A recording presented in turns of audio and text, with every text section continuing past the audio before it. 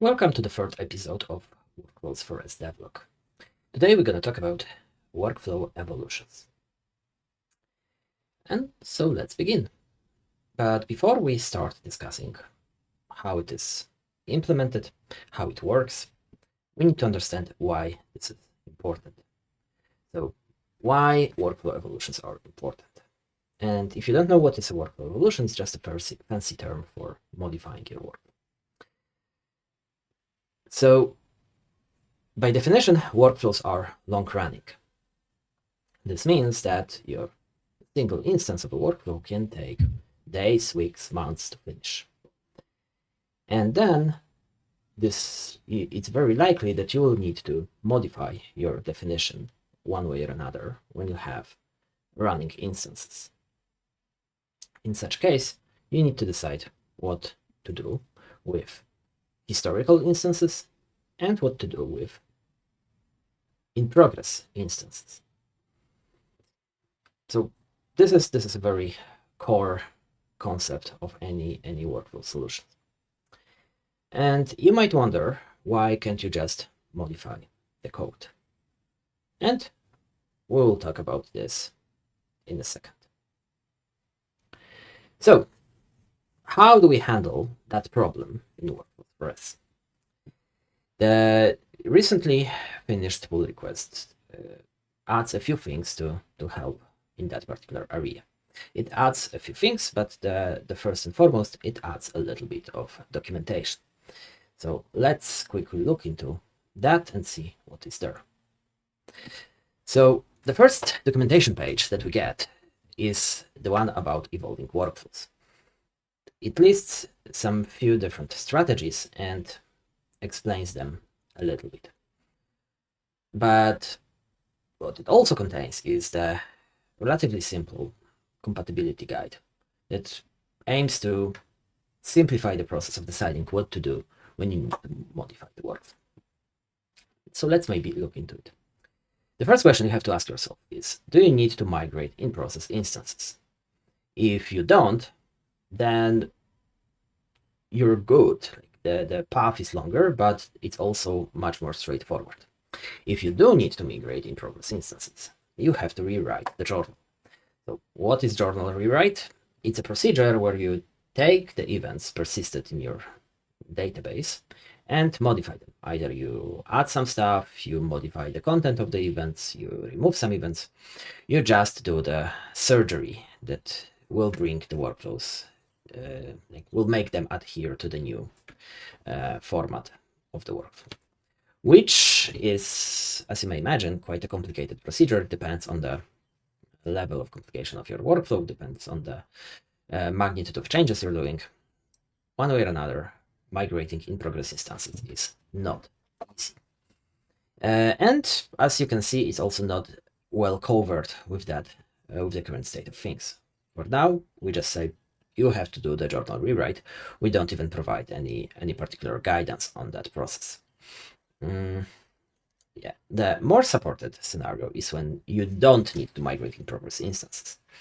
You just need to have a new workflow definition for your new processes, and optionally you might need to do something with the old ones. So first thing you have to do, you need to introduce a separate workflows, v1 and v2. Workflow definition in Workflows4s is just a data structure. So you build two different objects, one for v1, one for v2. You wrap them in separate runtimes, and you spawn the instances of one or the other accordingly. The next question you have to ask yourself is, do you need to access historical workflows states? So do you need to access the state of the workflows that are already completed? If not, then nothing to do here. If you do, then you need to do something with the history. Why? Because our end goal is to remove the v1 code. We don't want to stay forever with a code that is outdated, and that has to be maintained, that is prone to changes and stuff like that. So we want that code to be eliminated. If we don't need the historical states, that's fine. We just wait until all running instances of v1 finish, and we're good. If we need to access the historical states, then we need to checkpoint the workflow and wake it up for the checkpoint to be persisted. What is a checkpoint? We'll talk in a second. Now, going back to the question of why can't I just modify live and hope for the best? So the documentation describes a little bit what happens when you either add a step, remove a step, or do some modifications. What I think is the most important here is that you can freely modify the behaviors, the logic inside particular step. This doesn't have any compatibility requirements. What is critical is the workflow shape, so order of steps, the types, and the events that guide them. So yes, that's the first page of the docs that was created. Maybe a small amendment here. Something I would really like to have is automated compatibility detection, meaning if you persist the model of your workflow and then modify it to generate a new model, then you should be able to compare them and see if you stay compatible or not. This behavior is already implemented in different domains. For example, for protobuf, there is a buff command that does that. We also have MIMA for Scala binary compatibility. So this is possible, just needs a little bit of work. Now, the second part of documentation is about the checkpointing and recovery. So what is a checkpoint? It's just an ability to treat a part of a workflow, basically any view, as a black box and say, take its output, persist it through into an event, and then recover it from that event. This effectively allows you to ignore the inside of the checkpointed region. So if it breaks, if you broke the compatibility inside, you don't care, you just recover from the checkpoint. And then a small addition to that is recovery, which is just ability to process a particular event and produce a new state. In this case, you can drop your checkpointed workflow part entirely, replace it with the recovery, and remove all the code that was no longer needed. Okay, that's about the documentation. Now, let's look at the implementation. So, first of all, we need to see how it behaves. What happens when we process the work. And as usual, we have a couple of different evaluators that need to handle that particular data structure. Let's start with the two most important ones. So what happens if we have an event? We are in the event evaluator, we process an event. So what we do here is we try to pass the event into the checkpoint event handler. If it's not handled, then we pass it to the base. Maybe I should have started with showing you how the checkpoint and recovery are structured. So we have a base, we have a function to generate an event, and we have the event handler. The recovery is very much the same. It just doesn't have the generation part.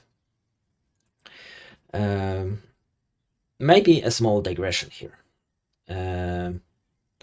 One thing is that we currently don't have ability to raise errors from within the checkpoint. Technically, this is possible. I just couldn't figure out why one would want to do that. And it's always easier to add features than to remove them. And then on the recovery side, the one feature I think will be needed, I'm just waiting for someone to state that, is optional recovery.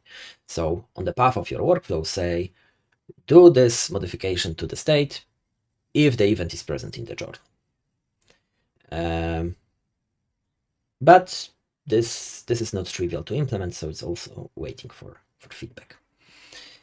And yes, the recovery could also raise errors. This is also not implemented. So back to our event handlers. This is not hard. We handle either through the checkpoint event handler or through the base event handler. Then the recovery is even simpler because we just pass the event to the event handler. Now, the other interesting bit is when we just execute IOs. We execute the workflow as you would imagine it. And here the recovery is not important. But the checkpoint kind of is.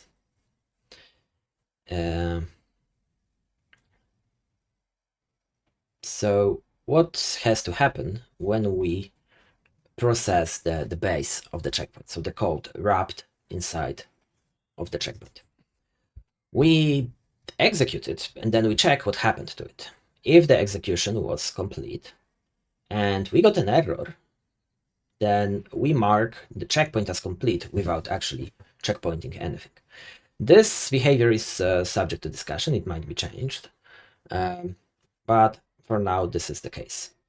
Now, if we got a result from a complete execution of the base, we say that our execution is still partial because we still have to execute the checkpointing. And yeah, if the base was partial, we're still partial. So now let's take a step back and see where we use the generator event. So in the run.io evaluator, so when we execute our side effects, we have to check if the base was executed. If the base was not executed, that's trivial. We just execute the base. But if it was, then we check what happens. If it was executed with the error, we do nothing. But if it was executed with a valid state, we then generate an event and return it. So this will be persisted. Cool. So this is how this is processed. This is how it works. Now a small comment on rendering. If you look at the docs, you will see this note. This note says that rendering of those elements is not as straightforward as usual, because first, BPMN renderer will not render it at all. BPMN does not have any kind of elements related to that functionality. And with Mermaid renderer, they will be also hidden by default. Why? Because both checkpoint and recovery are considered technical elements. They are not contributing any business value. They don't modify the flow. Typically, the business will not be interested in that. And our visualizations are targeting the business use case primarily. But you might still want to visualize what happened for more technical people, and then we just have a flag on the render to show those elements. Cool.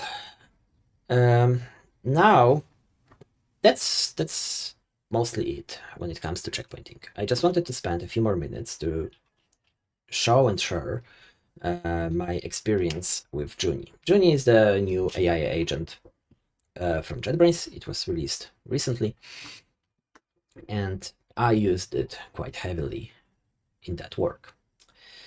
So if you look at my tasks, you will see that it started with adding the support for Mermaid rendering in the and this went quite well, I would have to say. Like the task was small, well scoped, simple. It just did a quite decent job. Then I also asked it a few times for documentation. And this works even better. So I really like how the AI agent can work with docs, because it no longer generates a random piece of documentation that is relevant or not. It just tries to understand what the function does through inspecting the code in the code base and other pieces of docs. So this works really well. What didn't work so well was attempts to refactor the data structure. So this had a few iterations. So first I started with this, then we made it optional. Both those elements became optional because I wanted to encode recovery in the same data structure. Then those, instead of two options, I wanted to have a single option of a like nested case class. And then I wanted to go back. They tried to do that with Junie, and it didn't work so well because this was quite complicated. Like, such a refactoring touched a lot of files, and it just couldn't handle it. So at the end, I had to do it myself. But still, I think that my overall experience is very positive, and I'm gonna use it again, especially for the docs. It's great. And that's it that I wanted to discuss today. It will be a short episode. So thanks a lot for watching. Let's see what will be the next topic for our devlog.